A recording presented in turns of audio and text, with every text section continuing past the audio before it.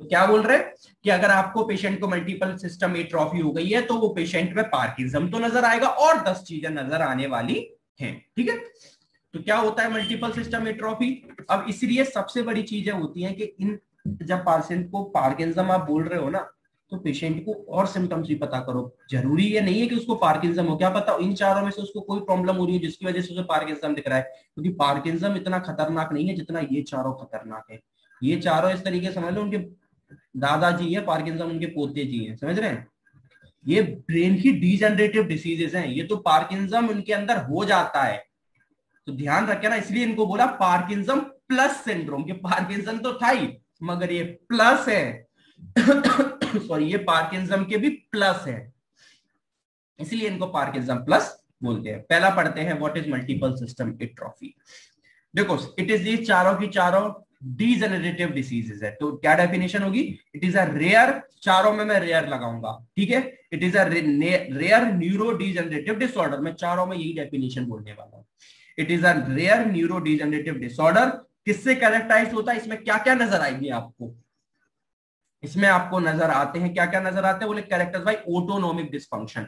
अब मुझे बता, अगर आपको हेडेक आपने पढ़ा है, वो सॉरी न्यूरोजेनिक ब्लैडर नहीं पढ़ा है तो न्यूरोजेनिक ब्लैडर यूट्यूब पे जाओ, न्यूरोजेनिक ब्लैडर पढ़ो, उसमें मैंने ऑटोनोमिक डिसफंक्शन प्रॉपर अच्छे तरीके से बताया था। तो ऑटोनोमिक सिस्टम होता है जो आपके सिंपैथेटिक और पैरासिम्पैथेटिक चलाता है, उसमें अगर कोई भी प्रॉब्लम हो जाए तो बॉडी में ऑटोनोमिक डिसफंक्शन होना स्टार्ट हो जाएगा। क्योंकि ऑटोनोमस के अंदर मैंने दो बताए थे, सोमैटिक सिंपैथेटिक और पैरासिम्पैथेटिक, जो बॉडी रेगुलेट करती है। ठीक है, तो ऑटोनोमिक मतलब बॉडी रेगुलेट करती है, तो बॉडी आपकी ब्रीथिंग, आपका बॉवल ब्लैडर मूवमेंट, डाइजेशन, सब कौन रेगुलेट करता है, बॉडी। ऑटोनोमिक है तो वो सब बिगड़ जाएंगे। अब ये सब क्या पार्किंसम के अंदर आ रही थी क्या, बोले बिल्कुल नहीं। तो इसमें पार्किंसम के तो आएंगे ही, प्लस 10,000 चीजें और आएंगी। तो बोले ऑटोनोमिक डिसफंक्शन देखने को मिलेगा इसके अंदर। Tremors, tremor is a sign of Parkinsonism, ठीक है, पार्किंसम में भी देखने को मिलता है, इसलिए पार्किंसम के सब आएंगे। और इसमें स्लो मूवमेंट, स्लो मूवमेंट किसका था, पार्किंसम का। आ गया यार, पार्किंसम स्लो मूवमेंट। और क्या देखने को बोलेगा, बोले muscle rigidity, muscle rigidity is also a point of Parkinsonism, आगे पढ़ेंगे अभी, मसल रिजिडिटी भी पार्किंसम में दिखती है। ठीक है, बोले और क्या देखने को मिलता है, और देखने को इसमें मिलता है पोस्चरल इनसफिशियंसी, ये भी पार्किंसम का पॉइंट है। ठीक है, पोस्चरल इनसफिशियंसी, यानी ये चारों जो मेजर पार्किंसम के पॉइंट है वो चारों इसमें देखने को मिलेगा। क्या, ऑटोनोमिक डिसफंक्शन हटा दो, ट्रिमर, ट्रिमर के बाद आपका स्लो मूवमेंट यानी ब्रेडिकाइनेसिया। ठीक है, फिर पोस्चर रिजिडिटी, मसल रिजिडिटी और पोस्चरल इनसफिशियंसी, ये चारों गोल्डन पॉइंट होते हैं पार्किंसम के। आपसे कोई पूछे ना पार्किंसम के 4 गोल्डन पॉइंट बताइए, सिंपल सा याद रखना है एक ही, क्या, बीपीटीआर, बीपीटीआर। अगर आपको ये याद नहीं है तो पार्किंसम कुछ याद नहीं, ये चारों गोल्डन पॉइंट, अगर 2 नंबर में पार्किंसम पूछे तो ये 4 लिखाओ, 2 नंबर मिल गए। ठीक है, बोले बीपीटीआर मतलब ब्रेडिकाइनेसिया, इनको भी अच्छे से समझेंगे। पी मतलब बोले पोस्चरल इनसफिशियंसी, टी मतलब बोले ट्रिमर, और बोले आर मतलब बोले रिजिडिटी। ठीक है, अब इनको हम अच्छे से समझेंगे बाद में। तो ये चारों पॉइंट इसके अंदर मिल रहे हैं कि नहीं, मल्टीपल सिस्टम एट्रोफी के अंदर मिल रहे हैं, प्लस इसमें ऑटोनोमिक डिसफंक्शन भी देखने को मिला। ठीक है, ऐसे ही प्रोग्रेसिव सुप्रान्यूक्लियर पाल्सी होता है, वही क्या होता है, इट इज अ रेयर, फिर वही चीज है, it is a rare and late onset degeneration disease. ये भी देखो चारों में यही मैं बोल रहा हूँ, लेट ऑनसेट है। इसमें क्या क्या मिलता है, इसमें involving the gradual deterioration of volume of the brain, आपके ब्रेन का जो वॉल्यूम होता है ना उसका ग्रेजुअली डिटोरिएशन होने लग जाता है। क्यों डिजनरेशन होना, ब्रेन खत्म होने लग जाता है। इतनी खतरनाक डिसीज है ये प्रोग्रेसिव सुप्रान्यूक्लियर पाल्सी, चारों ही खतरनाक है। इसमें प्रोग्रेसिव तो सोचो आपके ब्रेन का वॉल्यूम ही कम होने लग गया, मतलब सोचो क्या क्या दिक्कत, उसका बॉडी खत्म, जब ब्रेन खत्म तो बॉडी खत्म। ठीक है, तो क्या प्रोग्रेस में क्या, it is a late onset degenerated disease involving the gradual deterioration of the volume of brain. क्या क्या देखने को मिलेगा, बोले लॉस ऑफ बैलेंस, ठीक है, स्लोइंग मूवमेंट, ब्रेडिकाइनेसिया आ गया, डिफिकल्टी आई मूवमेंट, और कॉग्निटिव इंपेयरमेंट, क्योंकि कॉग्निटिव इंपेयरमेंट ब्रेडिकाइनेसिया में नहीं है लेकिन इसमें मिलेगा। कॉग्निटिव मतलब क्या, सोचने समझने की क्षमता, सब खत्म, क्योंकि ब्रेन खत्म तो सोचने समझने की क्षमता, ये सब तो सब गेम ओवर ही हो गया। ठीक है, ये होता है प्रोग्रेसिव न्यूक्लियर, क्योंकि इन सब में देखो पार्किंसम के पॉइंट आ रहे हैं मगर ये पार्किंसम के दादाजी, समझ रहे हैं। फिर आगे आपका आ गया cortico basal ganglionic degeneration. Again मैं फिर वही लाइन रिपीट करूंगा कि क्या, cortico basal ganglion degeneration, it is a rare progressive neurological disorder.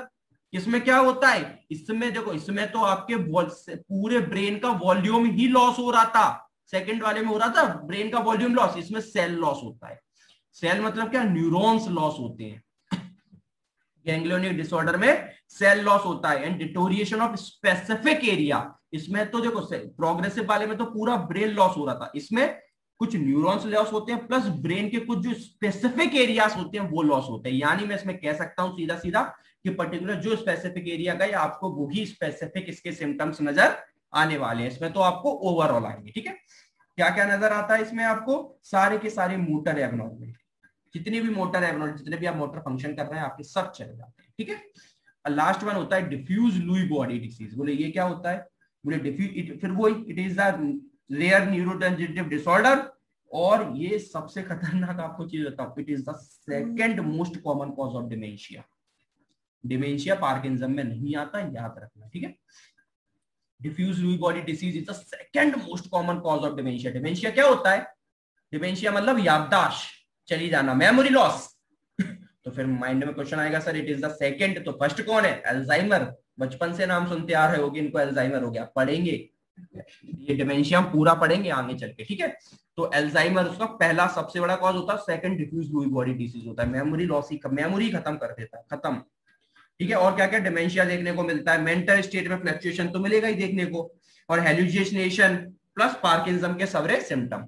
ठीक है, तो अब आपको ये समझ आनी चाहिए, क्योंकि इनमें लोगों को बहुत कंफ्यूज होती है कि लोग समझ नहीं पाते कि इनको पार्किंसम प्लस क्यों बोलते हैं। लोग समझते हैं अच्छा इनमें पार्किंसम तो होता है, कुछ और भी क्या इसकी वजह से पार्किंसम हो जाता है, इनकी वजह से पार्किंसम तो होता है, मगर और सारे सिम्टम्स, ये तो पार्किंसम तो इनके कुछ सिम्टम्स क्या है कि इनके अंदर ऐसे कुछ सिम्टम्स आते हैं जो पार्किंसम को करा देते हैं, जो पार्किंसम में दिखते हैं, जो पार्किंसम के सिम्टम्स है वो सब इसमें दिख रहे हैं। तो आपको क्या लगता है अरे पार्किंसम हो गया, पार्किंसम नहीं हो गया, ये इतनी रेयर डिसीजेस हो गई हैं जिसकी वजह से आपको ऐसा लग रहा है कि पार्किंसम हो गया, इसलिए इनको पार्किंसम प्लस सिंड्रोम बोलते हैं। ठीक है, फिर आपका होता है सेकेंडरी पार्किंसम। बोले सेकेंडरी पार्किंसम क्या, देखो ये सब तो आपका, मैंने क्या बोला, प्राइमरी पार्किंसम तो आपका वो होता है कि जेनेटिक और जीन की वजह से हो जाए, एग्जैक्ट कौन कॉज पता नहीं है। सेकेंडरी क्या, बोले कोई और चीज की वजह से पार्किंसम कॉज हो जाए। मोस्ट कॉमन ड्रग आपको, जैसे बहुत सारे एंटीसाइकोटिक ड्रग आते हैं, अगर आप उनको लेते हैं ना तो वो क्या करते हैं, डोपामीन की कमी करा देते हैं। कैसे करा देते हैं हम जानते हैं, हमारे बॉडी में कोई भी चीज हो, हमारे बॉडी में सपोज डोपामीन हो, वो जब भी वर्क करेगा जब वो अपने रिसेप्टर पे बैठेगा तो तभी वो अपना प्रोडक्ट बनाएगा, है ना। तो ये कुछ ऐसे एंटीसाइकोटिक ड्रग्स होते हैं वो रिसेप्टर को ब्लॉक कर देते हैं। अगर आप रिसेप्टर को ब्लॉक कर दोगे तो आपकी बॉडी में कितना भी डोपामीन बने रहे वो काम कर ही नहीं पाएगा। क्यों नहीं कर पाएगा, क्योंकि आपने उसके रिसेप्टर को ब्लॉक कर दिया है। ठीक है, तो पोस्ट ट्रॉमा हो जाए, ट्रोमा से क्या हो जाएगा, बोले वेसल गैंग्लियन अफेक्ट हो जाए। ठीक है, तो फिर हो सकता है कोई वेस्कुलर डिसीज हो जाए, इन्फेक्शन, HIV वगैरह, या फिर हाइड्रोसिफेलस, पैराथायरॉयड, आप समझते हो पैराथायरॉयड है नहीं, कैल्शियम के एब्जॉर्प्शन के, ये सारी चीजें भी आपको पार्किंसम कॉज आगे चल के करा सकती हैं, क्योंकि इनका कहीं ना कहीं रिलेशन वेसल गैंग्लियन से होता है। ठीक है, अब हम देखेंगे पैथोलॉजी। बोले पैथोलॉजी बहुत इंपॉर्टेंट पॉइंट है। मैंने अभी आपको एक चीज बताया था, मैंने कही थी ये स्ट्रक्चर याद रखना, सबस्टेंशिया नाइग्रा। ठीक है, ये बोले सबस्टेंशिया नाइग्रा होता क्या, नाम से समझ आ रहा है, नाइग्रा मींस ब्लैक। ठीक है, सबस्टेंशिया नाइग्रा यानी इसमें कुछ ये ब्लैक कलर का होता है। क्या होता है ये ब्लैक कलर का, बोले सबस्टेंशिया नाइग्रा एक स्ट्रक्चर है जिसके अंदर ब्लैक कलर के पिगमेंटेड सेल्स होते हैं, जिनको बोलते हैं न्यूरोमेलेनिन। क्या बोलते हैं, न्यूरोमेलेनिन, ये लिखे, न्यूरोमेलेनिन इनको बोलते हैं। ये क्या, ये पिगमेंटेड स्ट्रक्चर्स है सबस्टेंशिया नाइग्रा के अंदर जो कि ब्लैक कलर के होते हैं। इसलिए सबस्टेंशिया नाइग्रा आप उनको ब्रेन में, जब आप सबस्टेंशिया नाइग्रा देखते हो MRI वगैरह में, तो कैसे कलर का दिखता है, बोले ब्लैक कलर का।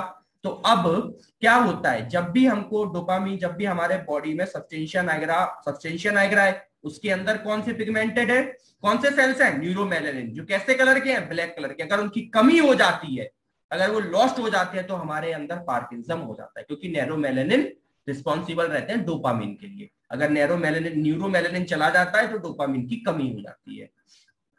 अब आप बोलोगे सर अगर न्यूरोमेलेनिन चला गया तो क्या होगा, बोले सबस्टेंशिया नाइग्रा जो पहले ब्लैक कलर का दिख रहा था वो अब कैसा हो जाएगा, बोले पेल यानी क्या, कलरलेस होने, कलरलेस दिखने लग जाएगा। तो अब क्या मैं घुमा फिरा के बोल सकता हूं कि पैथोलॉजी क्या थी, कि सबस्टेंशिया नाइग्रा में न्यूरोमेलेनिन सेल प्रेजेंट है जो ब्लैक कलर के होते हैं, वो अगर लॉस्ट हो जाए तो डोपामिन की कमी हो जाती है, तो पेशेंट को पार्किंसम हो जाता है। बोले अच्छी बात है। बोले अब इसका डायग्नोस क्या है? बोले डायग्नोस ये है कि जैसे ही मैंने एमआरआई उठा के देखी, मैंने सब्सटेंशियल नाइग्रा देखा, वो ब्लैक कलर में नहीं देखा, वो पेल कलर में देखा, तो मैंने सीधा बोल दिया कि अच्छा, वो अगर सब्सटेंशियल नाइग्रा पेल कलर का दिख रहा है, यानी सीधा का सीधा पेशेंट को पार्किंसम हो गया है। यानी ये सबसे बड़ा डायग्नोस पॉइंट होता है।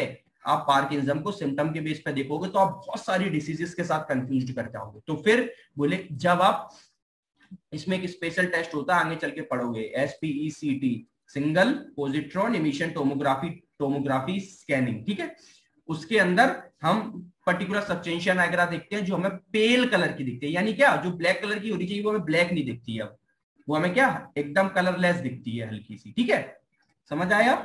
तो ये प्रॉपर डिफरेंशियल डायग्नोस हुआ कि आप हाँ, अब आप इस पेशेंट को बोल दोगे ये पेशेंट प्रॉपर, इस पेशेंट को क्या हो गया है, पार्किंसम हो गया। तो the substantial nigra contains a pigmented cells neuromelanin which gives its a characterized black appearance. These cells are lost in Parkinson disease and the substantia nigra becomes pale। ठीक है, कोई कंफ्यूजिंग इस चीज में नहीं होनी चाहिए, ठीक है। क्या दो चीजें मैंने बोल दी, एक मैंने पैथोलॉजी क्या बोल दी कि सब्सटेंशिया नाइग्रा के अंदर ब्लैक कलर के न्यूरोमेलानिन पिगमेंटेड सेल्स हैं, अगर उनकी क्या हो जाए, बोले अगर उनकी वो अगर लॉस्ट हो जाते हैं तो वो डोपामिन की कमी करा देते हैं। ठीक है भैया, समझ आ गया। बोले दूसरी चीज, बोले यही इसका डायग्नोस हो जाएगा, क्योंकि जब वो सेल लॉस्ट होते हैं तो कलरलेस हो जाता है, पेल कलर का पड़ जाता है। बोले पेल कलर का पड़ गया, एमआरआई में देख लो, या SPET होता है एक टेस्ट स्पेशल पढ़ेंगे, उसमें देख लो, अगर वो सब्सटेंशिया नाइग्रा पेल कलर का दिख रहा है तो आप सीधा सीधा बोल दो पेशेंट को पार्किंसम हो गया है, काम खत्म। तो ये आपसे कॉमन पूछते हैं, वाइवा में पूछते हैं, प्रॉपर कोई भी पूछ सकता है कि बोले सब्सटेंशिया नाइग्रा में क्या दिखता है, बोले आपसे पूछेंगे सीधा सीधा कि पैथोलॉजी बताओ क्या हुआ। बोले आप क्या बोलोगे, बोले सब्सटेंशिया नाइग्रा के अंदर जो न्यूरोमेलानिन सेल्स हैं जो ब्लैक कलर के पिगमेंटेड होते हैं, अगर वो लॉस्ट हो जाए तो आपके अंदर डोपामिन की कमी हो जाती है, और यही हमारा डायग्नोस्टिकल के लिए भी साइन। और आपसे पूछे कि पार्किंसम का डायग्नोस बताओ, सर बोलोगे पहले तो हम सिम्टम्स पे देखते हैं, सिम्टम क्या है, और अगर हमको बिल्कुल डिफरेंशियल डायग्नोस करके कंफर्म करना है तो फिर हम सब्सटेंशिया नाइग्रा को देख लेते हैं। अगर वो पेल कलर में हो रहा है तो पूछेंगे पेल कलर में क्यों हो रहा है, क्योंकि वो लॉस्ट हो रहे हैं। ठीक है, यानी समझ आ गया। प्लस आपको सब्सटेंशिया नाइग्रा पेल कलर का तो दिखेगा ही, मगर एक चीज और दिखेगी। बोले क्या, नॉर्मल अगर आपके अंदर पार्किंसम नहीं है तो पेल कलर का तो दिखना नहीं है, ठीक है।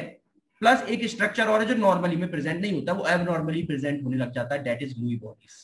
ये आपसे जरूर पूछते हैं 2 मार्क्स में, Louis bodies. What is Louis bodies? ये लुई बॉडी सब्सटेंशिया नाइग्रा में देखने को मिल जाता है, कब, जब पार्किंसम हो जाए।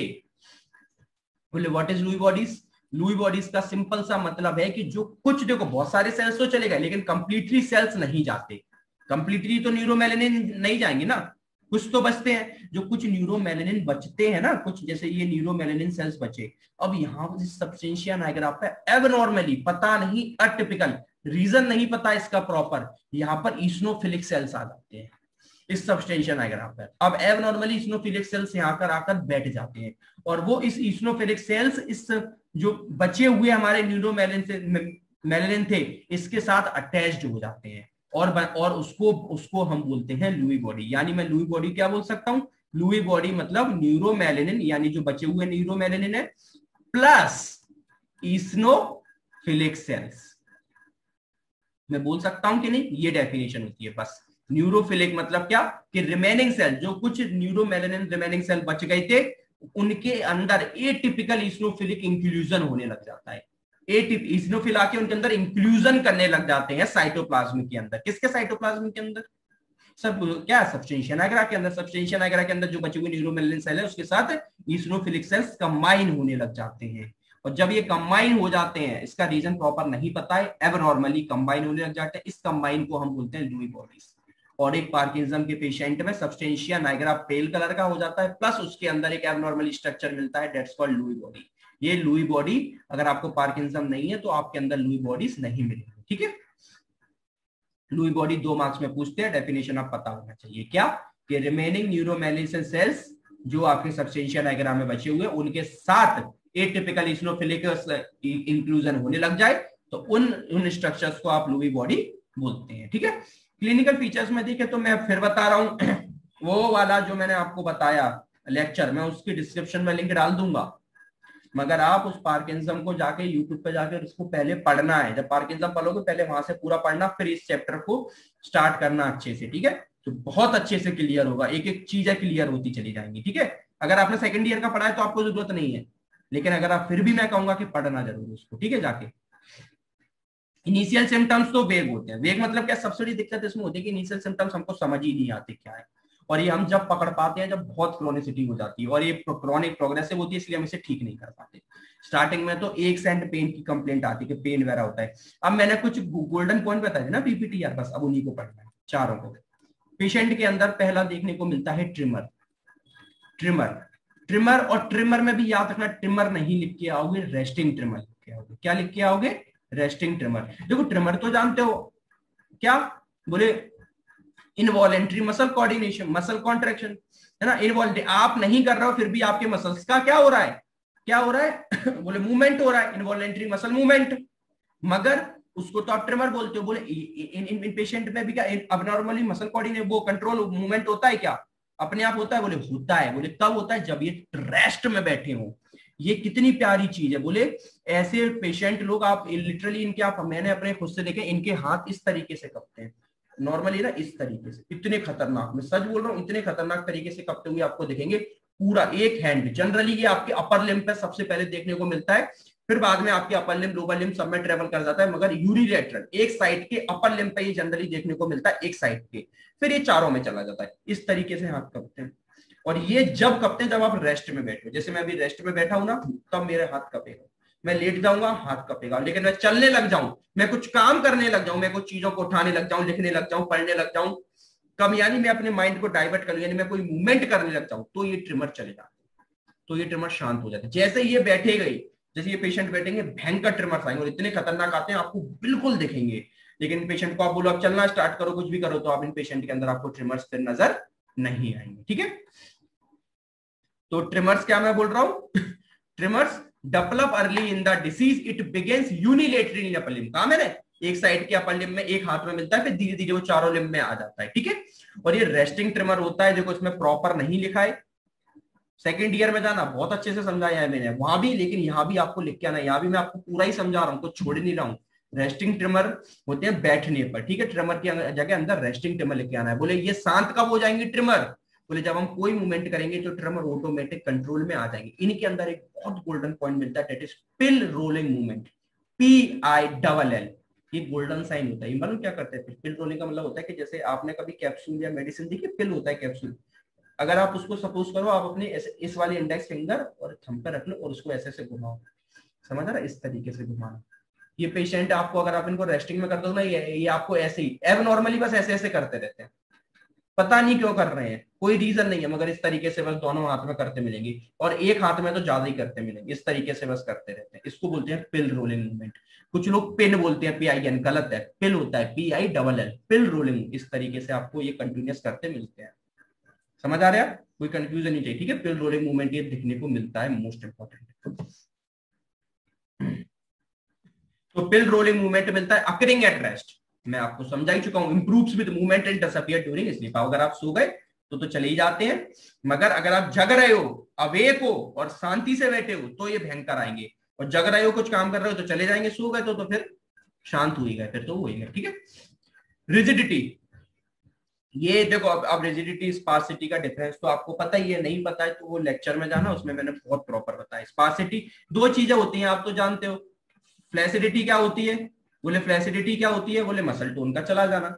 अब मैं, मेरा हाथ फ्लैसिड हो गया तो मैं अपना कोई मूवमेंट नहीं कर पाऊंगा, मसल टोन। स्पार्सिटी क्या, मैं मूवमेंट तो कर लूंगा मगर बहुत ताकत लगेगी, क्योंकि एक मसल स्पार्सिटी में चली गई है। रिजिडिटी क्या होता है, बोले दोनों मसल स्पार्सिटी में चली जाए। देखो स्पार्सिटी में सिंगल मसल जाती है, अगर मैं बाइसेप का फ्लेक्शन, अगर मेरी स्पार्सिटी हो गई है बाइसेप फोर आर्म के फ्लेक्शन में, तो मेरा हाथ इस तरीके से रह जाएगा, इस तरीके से। इसका मतलब क्या है कि मेरी जो फोर आर्म की फ्लेक्शन है, ये बाइसेप्स है, ये स्पार्सिटी में चली गई, मगर मेरी ट्राइसेप नहीं गई। तो मैं क्या है, बाइसेप में हाथ रह जाएगा। मैं आपको अगर आपको ट्राइसेप कराऊंगा तो आप ट्राइसेप करने में दिक्कत आएगी, मगर मुझे फ्लेक्शन करने में कोई दिक्कत नहीं आएगी। क्यों नहीं आएगी, क्योंकि यहाँ की मसल मुझे खींच रही है, लेकिन यहाँ की मसल नॉर्मल है। स्पार्सिटी में दोनों चली जाती है, बाइसेप भी चली गई, ट्राइसेप भी चली गई। अब आप चाहे पेशेंट को फ्लेक्शन करवा लो चाहे एक्सटेंशन करवा लो, उसको दोनों में ही दिक्कत आएगी। वो पेशेंट इतना हैंड, स्पार्सिटी में इतना हैंड टाइट नहीं होता जितना रिजिडिटी में हो जाता है। इन पेशेंट की रिजिडिटी देखना आप, हाँ प्रेशर लगा के भी, और ये भी ध्यान रखना आपकी बॉडी में हमेशा फ्लेक्सस एनर्जी काम करती है। चाहे स्ट्रोक आ जाए, स्ट्रोक के बाद भी अगर पेशेंट मैं एबनॉर्मल जो अगर आपने कभी बच्चा देखा है इस तरीके से रहता है बॉम के अंदर, बिल्कुल नेक झुका के सारे मूवमेंट, बैक पे फ्लेक्शन, लिम्स में फ्लेक्शन, फ्लेक्शन फ्लेक्शन, नेक में फ्लेक्शन, पूरी बॉडी फ्लेक्शन होती है। हमारे अंदर नॉर्मली फ्लेक्शन एनर्जी डेवलप रहती है हमेशा। अगर आप पेशेंट स्ट्रोक में जाता है तो क्या होता है, सारे मूवमेंट चले जाते हैं, जब मूवमेंट वापस आने आते हैं तो तब भी फ्लेक्शन आते हैं। इसलिए कभी भी याद रखो, स्ट्रोक के पेशेंट में कभी भी फ्लेक्शन पे काम मत करो। मैंने देखा 90% लोग क्या करेंगे, बॉल दबाओ, बोल अरे भैया वो फ्लेक्शन खुद ही आ जाएगा, आप पेशेंट का हाथ खुलवाना स्टार्ट करो, फिर एंड में क्या होता है, फिर पेशेंट की मुट्ठी बंद हो जाती है, फिर आप लगे होते हो खुलवाते हो। फ्लेक्शन खुद से ही आता है, कभी फ्लेक्शन पे वर्क नहीं करना होता, आप एक्सटेंशन पे वर्क करिए। तो इन पेशेंट में भी सारी नेक भी फ्लेक्शन में चली जाएगी, आगे झुक जाएंगे, ये फ्लेक्शन। इसीलिए तो ये पेशेंट चलने में डरते हैं, क्योंकि ये पूरे आगे की तरफ झुक जाते हैं, सब कुछ फ्लेक्शन में चला जाता है। तो इनका जब फोर आर्म फ्लेक्शन, अगर आप इस मूवमेंट पे उनका खोलोगे ना तो आप खोल नहीं पाओगे, रिजिडिटी हो जाएगी। क्यों? क्योंकि बाइसेप और ट्राइसेप दोनों स्पास्टिटी में चली जाएंगी। जब दोनों मसल चली जाए, दोनों मसल में हाइपरटोनिक, हाइपरटोनिक यानी क्या, मसल की टोन करना, इनफ्लेसिडिटी। हाइपरटोनिक यानी मसल की टोन बढ़ना। अगर दोनों मसल गोनिस्ट और एंटागोनिस्ट दोनों की चली जाए तो उसको बोलते हैं हाइपरटोनिक। ठीक है, दोनों मसल से उसको बोलते हैं रिजिडिटी। अब रिजिडिटी दो टाइप से होती है, कॉगव्हील और लिड पाइप। लिड पाइप का मतलब होता है जब मैं कंटिन्यूअसली पावर लगाऊंगा ना इस हाथ को खोलने के लिए, तो मुझे कंटिन्यूअसली इक्वल पावर लगानी पड़ेगी, इक्वल। जितनी पावर मैंने यहां लगाई इतनी मैं यहां लगाऊंगा और इतनी मैं यहां लगाऊंगा, पावर में कोई चेंज नहीं होगा। बोले कॉगव्हील में क्या होगा, बोले कॉगव्हील इस तरीके से होता है। कॉगव्हील आपने कभी देखा है, ये ऐसे एक रहता है, ये आपने देखा ना लकड़ी के रहते थे कॉगव्हील। बोले इसका मतलब क्या होता है, बोले जब इस तरीके से जब मैं इधर लगाऊंगा तो पावर लगेगी, फिर सडन मुझे एक ऐसा पॉइंट मिलेगा जहां पर मुझे एकदम ऐसा लगेगा जैसे मसल ने छोड़ दिया, ऐसे मैं लगाऊंगा, थोड़ी पावर लगी, फिर एकदम मुझे झटका मिलेगा जैसे मसल ने छोड़ दिया हो, फिर पावर लगाई, फिर झटका मिलेगा, फिर पावर लगाई, फिर झटका मिलेगा। इसको बोलते हैं कॉगव्हील रिजिडिटी। ठीक है, देखो क्या दिख रही है कि आपने पावर लगाई, फिर एकदम एक झटका मिलेगा, फिर पावर लगाओगे, फिर झटका मिलेगा, फिर पावर लगाओगे, फिर एकदम ऐसा लगेगा जैसे मसल ने छोड़ दिया, एक बिल्कुल एक सेकंड के लिए, फिर पावर। इसको बोलते हैं कॉगव्हील रिजिडिटी। और अगर लिड पाइप मतलब ओवरऑल पूरे टाइम पे। ठीक है, अब पेशेंट के अंदर कॉगव्हील या कोई भी मिल सकती है, लेकिन स्पार्सिटी नहीं, रिजिडिटी मिलती है। ठीक है, और इसको प्रॉपर वो लेक्चर वो जरूर अटेंड करना। प्रीडोमिनेंस इन फ्लैक्स, देखो वही मैं आपको पूरा समझा चुका हूँ। फ्लेक्सर मसल क्यों होती है, क्योंकि स्टार्टिंग से ही आपकी जेनेटिक में नहीं होता, बॉम में जब आप यूट्रस में और इस तरीके से होते ना, आप फ्लेक्शन में ही होते हो, इसलिए आपके ऑटोमेटिकली फ्लेक्शन एनर्जी ही हमेशा डेवलप होती है। Of the neck trunk limb result in typical flexed posture. इसलिए ये पेशेंट कौन से पोस्चर में चले जाते हैं, बोले फ्लेक्स्ड पोस्चर में चले जाते हैं, आगे की तरफ झुके हुए होते हैं। इसीलिए इन पेशेंट में बहुत चलने में उनको डर लगता है, सब कुछ उन्हें लगता है, इसलिए इन पेशेंट को फ्लेक्स्ड पोस्चर बोलते हैं। मैं आपको ये पूरा समझा चुका हूं। ब्रेडिकाइनेसिया का मतलब सीधा सीधा सा मतलब होता है स्लोइंग मूवमेंट, यानी this slowness of movement affect facial muscle of expression. इनका पेशेंट फेशियल एक्सप्रेशन, अब फेशियल एक्सप्रेशन क्या, मैं कुछ भी बोल रहा हूँ, बोलते रहा मैं हंस रहा हूँ तो ये फेशियल एक्सप्रेशन, रो रहा हूँ आईब्रो ऊपर कर रहा हूँ, ये सारी मसल्स क्या मूवमेंट चले जाएंगे। तो इनका मास्क लाइक, मास्क देखा ना, कोई मूवमेंट नहीं होता फेस पे, मास्क लाइक फेस हो जाएगा। क्यों? वो आईब्रो नहीं उठा पाएंगे, बोलते टाइम ये, हंसते टाइम ये नहीं कर पाएंगे, सारे मूवमेंट रह जाएंगे। तो एकदम ऐसा फेस लगता है जैसे मास्क लाइक हो, जैसे कोई मास्क पहन लिया हो, उस पर कोई मूवमेंट नहीं हो रहा। तो ठीक है, तो this slowness of movement affect facial muscles of expression, mask like apparition. अब क्या क्या होगा फेस पे, मेस्टिकेशन में प्रॉब्लम आएगी, है ना, कोई चुइंग नहीं कर पाएगा, स्पीच बोल नहीं पाएगा, स्वेलिंग स्वेलिंग नहीं कर पाएगा, कुछ निगल नहीं पाएगा। ट्रंक में लिम्ब में डिसआर्थरिया का मतलब क्या होता है, बोले slurred speech, difficulty in speech हो जाएगी, डिफिकल्टी इन स्वेलिंग हो जाएगी, dysphagia and a slow gait. Slow gait मिलेगा, धीरे धीरे चलते हैं, मैं बता चुका हूं क्यों चलते हैं, क्योंकि लिटिल आर्म स्विंगिंग रिजल्ट, डर लगता है इसलिए धीरे धीरे हाथों को चलते टाइम स्विंग करते हैं। हाइपोकाइनेसिया और देखो ब्रेडिकाइनेसिया के अंदर तीन चीजें रहती है मोस्ट कॉमनली। क्या क्या होती है ब्रेडिकाइनेसिया के अंदर, अगर आपसे कोई पूछे तो आपको तीन चीजें देखने को मिलती हैं। पहली मिलती है आपको ब्रेडिफ्रेनिया, ब्रेडिफ्रेनिया, ब्रेडिफ्रेनिया का ब्रेडिफ्रेनिया। दूसरी आपको मिलती है एकाइनेसिया, एकाइनेसिया। ठीक है, और तीसरी वन आपको मिलती है क्या, हाइपोकाइनेसिया। सुनो आप, वो आप लोग जितने भी देख रहे हो ना, ये लेक्चर इसमें नहीं खत्म हो पाएगा, अगला जाएगा, लेकिन अगले की जो पुरानी लिंक है वो ओपन नहीं होगी, तो मैं नई लिंक जनरेट कर दूंगा और आपको तुरंत ग्रुप पे डाल दूंगा, जितने भी हो प्लीज आना, इंपॉर्टेंट है अभी, है ना, जब पूरा पढ़ाए तो और आखिरी का 10 मिनट का करना ही कंप्लीट, ठीक है। तो ब्रेडिफ्रेनिया, ब्रेडिफ्रेनिया मतलब क्या, स्लोनेस ऑफ थॉट।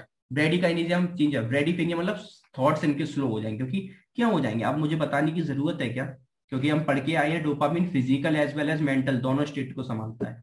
एकाइनेसिया का मतलब होता है क्या, पॉवर्टी ऑफ स्पॉन्टेनियस मूवमेंट, एकदम आप होते ना उठ के सीधे चल दिए बैठ लिए, ये नहीं चल पाते, तो इनके अंदर पॉवर्टी में गरीबी आ जाती है स्पॉन्टेनियस मूवमेंट की। और हाइपोकाइनेसिया तो मतलब समझ रहे हो स्लो हो जाते हैं, ठीक है। ये ब्रेडिकाइनेसिया के अंदर ये तीन चीजें आपको देखने को मिलती हैं। अदर फीचर क्या, सफल, देखो ये देखो लिखिए, ब्रेडिफ्रेनिया मैंने तीनों समझा दिए, एकाइनेसिया और फ्रीजिंग इट, इसमें एक चीज और लिख लेना, डेट इज हाइपोकाइनेसिया, तीन चीजें लिख दो, और हाइपोकाइनेसिया मतलब स्लोनेस मूवमेंट। इन पेशेंट के अंदर सफलिंग गेट मिलता है, सफलिंग गेट का मतलब मालूम क्या होता है, सफलिंग गेट का मतलब होता है जब भी ये पेशेंट चलते हैं तो क्या करते हैं, ड्रैग, घसीटते हुए पैरों को रगड़ रगड़ के चलते हैं जमीन से, एकदम आप क्या करते हो, टच करा उठा लिया, टच करा उठा लिया, ये पूरे टच कर करके रगड़ रगड़ के, अपन बोलते हैं ना कि पैर घसीट घसीट के मत चलो, हिंदी में बोलते हैं रगड़ रगड़ के मत चलो जमीन से। तो ये पेशेंट क्या, इनके क्योंकि मसल्स मूवमेंट, मसल्स में पावर ही नहीं होती, प्लस डर रहे होते हैं बहुत ज्यादा कि कहीं गिर ना जाए, प्लस कोऑर्डिनेशन खत्म हो गया, तो ये सफलिंग गेट चलते हैं। सफलिंग मतलब गेट, पैरों को क्या ग्रेड एकदम कैसे करके ड्रैग कर करके, ठीक है। और इन पेशेंट में एक्सेसिव स्वेटिंग मिलती है। अब एक्सेसिव स्वेटिंग मतलब बहुत ज्यादा पसीना आएगा तो स्किन तो ग्रीसी टाइप हो ही जाएगी। डिप्रेशन मिलता है 50% केसेस में, क्यों मिलता है हम उसको पीछे बहुत अच्छे से समझ चुके हैं। डिमेंशिया देखने को मिलता है, ठीक है। Autonomic features include postural hypotension देखने को मिलता है। अभी याद रखना, अगर मैंने आपको याद हो तो मैंने अभी आपको तीन ही पढ़ाए हैं, ट्रिमर, रिजिडिटी, ब्रेडिकाइनेसिया। अब चौथा लिख के आएंगे मोस्ट इंपोर्टेंट, दैट इज ब्रेडिकाइनेसिया, वो सॉरी पोस्चरल इंसफिशिएंसी, क्या बोल रहा हूँ, चौथा क्या लिख के आएंगे जो अपन ने पढ़ा था, that is postural insufficiency. Postural insufficiency का मेन पॉइंट लिख के आएंगे, that is postural hypotension. Postural insufficiency आप समझ रहे हो, पोस्चर प्रॉपर, उसको प्रॉपर पोस्चर को संभालने में ताकत ही नहीं है पेशेंट को, इसलिए इनसफिशिएंसी हो रही है। पोस्चरल हाइपोटेंशन को मालूम क्या बोलते हैं, ऑर्थोस्टैटिक हाइपोटेंशन। ये 2 मार्क्स में क्वेश्चन आता है, what is postural hypotension. Postural hypotension also called as orthostatic, orthostatic नाम में ही समझ आ रहा है, ऑर्थो मींस बोन से रिलेटेड, ऑर्थोस्टैटिक हाइपोटेंशन। इसमें होता क्या है सर, बोले इसमें होता है BP decrease when standing up from sitting on line. अगर आप लेटे हैं या बैठे और आप एकदम खड़े होंगे तो सडन बीपी गिर जाती है, पेशेंट को चक्कर आने लग जाते हैं, वो अपने आप को संभाल नहीं पाता। तो अब आप समझ आ गई पोस्चरल इंसफिशिएंसी के अंदर आप एक पॉइंट ये भी लिख के आएंगे, पोस्चरल हाइपोटेंशन।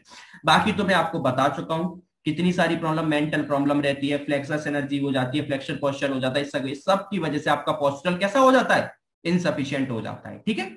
और आप ये अच्छे से लिख के आ जाएंगे। अब आरईएम स्लीप बिहेवियर डिसऑर्डर होता है। आरईएम क्या होता है, rapid eye movement sleep behaviour disorder, ये स्लीप डिसऑर्डर होता है। इसमें मालूम क्या होता है, इसमें patient during sleep arm movement कर, हाथ पैरों को बहुत ज्यादा चलाता है भयंकर, और उसको बहुत खतरनाक अजीब से ड्रीम्स भी, सपने भी आते हैं, ठीक है। तो ये पेशेंट के अंदर ये भी आपको एक सिम्टम देखने को मिलता है, ठीक है। डायग्नोस क्या करते हैं, बोले डायग्नोस में हम मैं बता चुका हूं ये पूरी चीज, डायग्नोस अर्ली स्टेज में तो बहुत डिफिकल्ट होता है, आगे चल के बस एक ही काम करना है, मेडिकल हिस्ट्री देखो, पेशेंट के कोई जेनेटिक में तो नहीं था, साइन सिम्टम्स को पकड़ते हैं, ठीक है। और बाकी मैंने आपको अभी बहुत अच्छा सा बताया था, अगर आपको याद हो अभी पीछे, SPECT, single photon emission computerised tomography, ये स्पेशली पार्किंसम के लिए होता है, इसलिए इसको याद रखना है। ये कुछ ऐसे पॉइंट्स होते हैं जिनको लिख के याद, तो बाकी सब तो आप लिखी आओगे, MRI CT US PT सब लिखा होगा, बहुत होशियार हो, लेकिन वो जरूर लिख के आना है जो एक एग्जामिनर सुनना चाहता है, और एग्जामिनर नहीं जो आप सब देखना चाहते हो कि आपके पास पार्किंसम, ये बहुत महंगी होती है, मैं पहले ही बता देता हूं। इस वजह से हम पेशेंट के सिम्टम्स पे काम करते हैं, नॉर्मल हर कोई नहीं करवा पाता, ठीक है। लेकिन अगर आप करवा सकता है तो आप इस टेस्ट को पेशेंट को करने को बोलते हैं, ठीक है। इसमें प्रॉपर पता चल जाता है, ये प्रॉपर आपके डोपामीन की कमी को बता देता है कि प्रॉपर डोपामीन कमी यानी क्या, प्रॉपर पार्किंसम हुई है, ठीक है। SPECT single photon emission computerised tomography, इसको एक नाम से और जानते हैं, बोले क्या, DAT यानी डोपामीन ट्रांसपोर्टर स्कैन। इसको डेट, इसलिए इसका दूसरा नाम क्या है, ये डोपामीन के लिए ही होता है पार्किंसम, इसलिए इसको याद करना बहुत जरूरी है।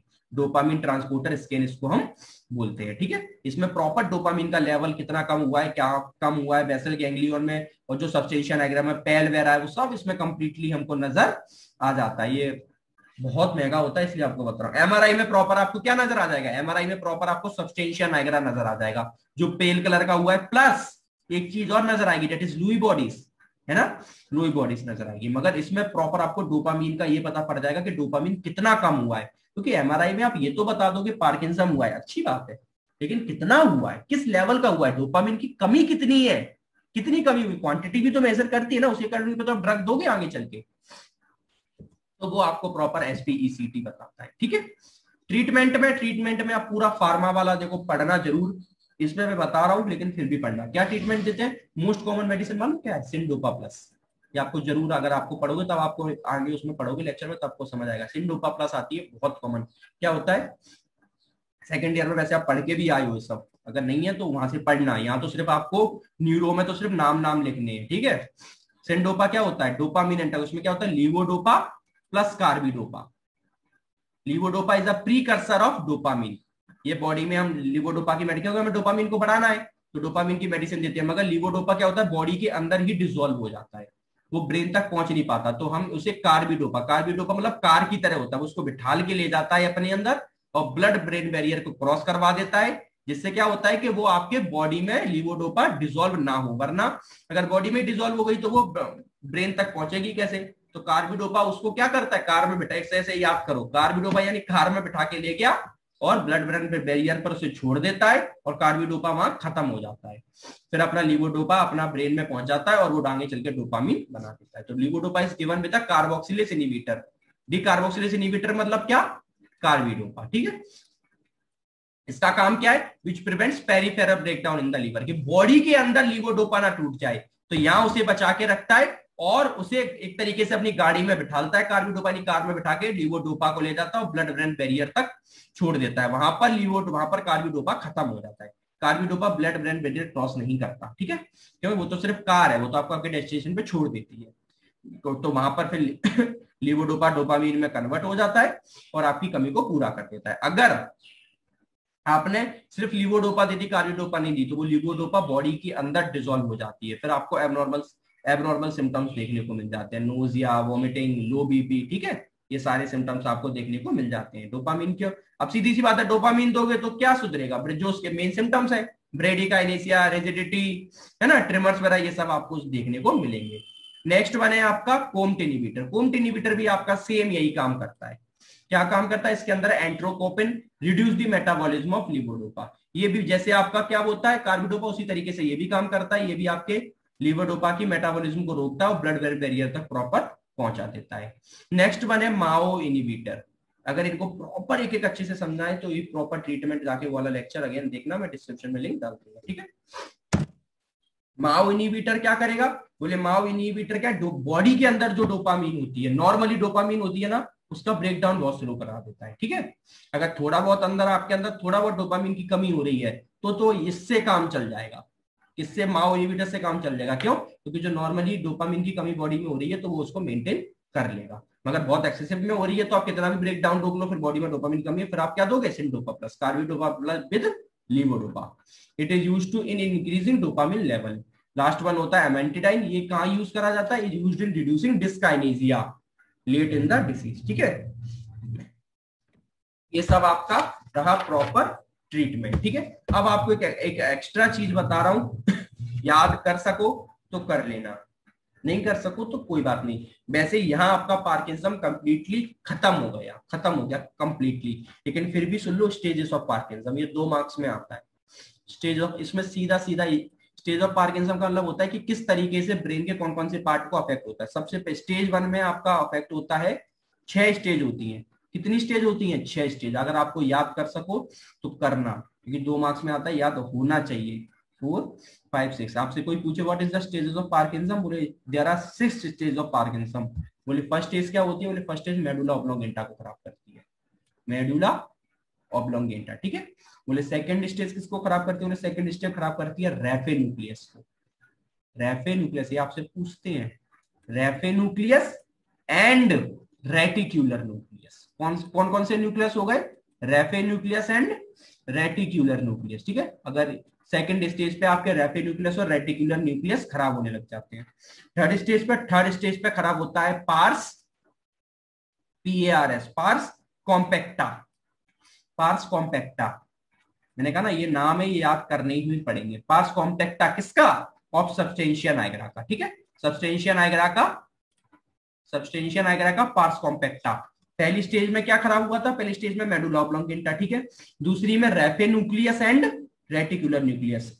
थर्ड वन में पार्स कॉम्पैक्टा ऑफ किसका? सब्सटेंशिया नाइग्रा का। चौथे में खराब होता है आपका कॉर्टेक्स। चौथे में कॉर्टेक्स। फिफ्थ में आपका खराब होता है क्या? Sensory association area of neurocortex. क्या? सेंसरी एसोसिएशन एरिया, मतलब वहां पर सेंसरी एसोसिएशन एरिया। ये बाद में आप अपने एक पेज पे लिख के रख लेना। ठीक है, इसमें मैं बार बार इसलिए बोल रहा हूँ क्योंकि इसमें राइटिंग वो माउस से लिखता हूँ तो क्लियर नहीं होती है, लेकिन आप इसको बाद में लिखेंगे। इसमें बार बार बोल रहा हूँ, sensory association area of neocortex.